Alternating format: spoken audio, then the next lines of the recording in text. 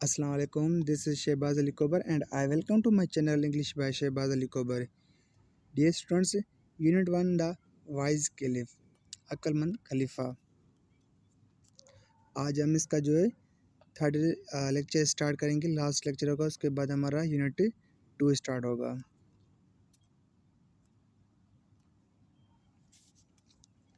चलो चलते हैं। I think this case is not very difficult to solve.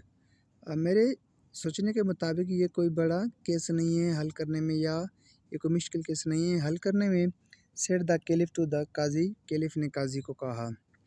It can be decided in a minute, ये तो हल हो सकता है या मैं फैसला कर सकता हूँ एक ही मिनट में। मैं इसको फैसला कर सकता हूँ एक ही मिनट में।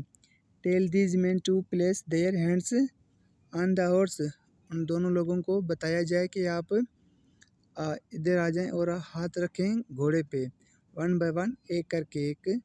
Late the beggar to do fast, और बिगर को सबसे पहले बुलाएं और वो हाथ रखेगा। When the beggar touched the horse, जब फ़कीर ने घोड़े को टच किया। It winced as if did not like the touch of his hand, घोड़े को ऐसे महसूस हुआ कि जब उसका जो हाथ था उसको हाथ लगने में बुरा हुआ, या उसको जब फ़कीर ने हाथ लगाया तो जो घोड़ा था वो मूवमेंट में आ गया और चुर-पुर करने लगा कि जैसे उसको हाथ अच्छा ना लगा हो। Next, the rich man was asked to the touch the horse, और जब अमीर आदमी को बुलाया गया हाथ रखने के लिए। At the touch of the rich mains hand, जब अमीर आदमी ने घोड़े पे हाथ रखा। द हॉर्स नोटेड, और वो घोड़ा क्या है, एक होती है कि जो इंसान होते हैं ना वो अपनी सांस लेते हैं नाक से तो उसकी आवाज़ नहीं आती। और स्नोटेड का मतलब ये होता है कि जब एनिमल्स कोई बड़ी सांस लेते हैं तो उनको जो आवाज़ होती है ना नाक से आवाज़ जो निकलती है सांस लेने की, तो वो स्नोटेड। तो वो उसने क्या है, तेज़ी से सांस लेना शुरू कर दी और खुशी से। एंड नाइट विथ प्लेजर, और उसके बाद वो अभी नाइट इधर क्या होता है कि जब ना सिंधी में तो हम बोलते हैं हिंकण, मतलब कि जो अपनी आवाज़ होते हैं, जो एनिमल्स होते हैं वो अपनी अपनी आवाज़ निकालते हैं। तो उसने घोड़े ने अपनी आवाज़ निकाली और बहुत ही लुत्फ़ और मज़े के साथ। This horse belongs to him, ये घोड़ा तो इससे ताल्लुक़ रखता है। प्रोनाउंस्ड द कैलिफ, कैलिफ ने कहा। Give the horse to its master, ये घोड़ा अपने उस्ताद को दिया जाए। Then the caliph returned to the bigger and said, और जब कैलिफ ने मुड़कर फ़कीर को देखा। यू आर अ लायर, आप तो एक कूड़े हैं, आप तो एक झूठे हैं। एंड आ विकेड मैन, और आप एक बदकिरदार इंसान हैं। You are a liar and a wicked man, आप तो झूठे हैं और आप एक बदकिरदार आदमी हैं। यू ट्राई टू रोब an honest and respectable citizen, आप तो एक अच्छे शहरी और ईमानदार से घोड़े छीनने की कोशिश कर रहे थे। You deserve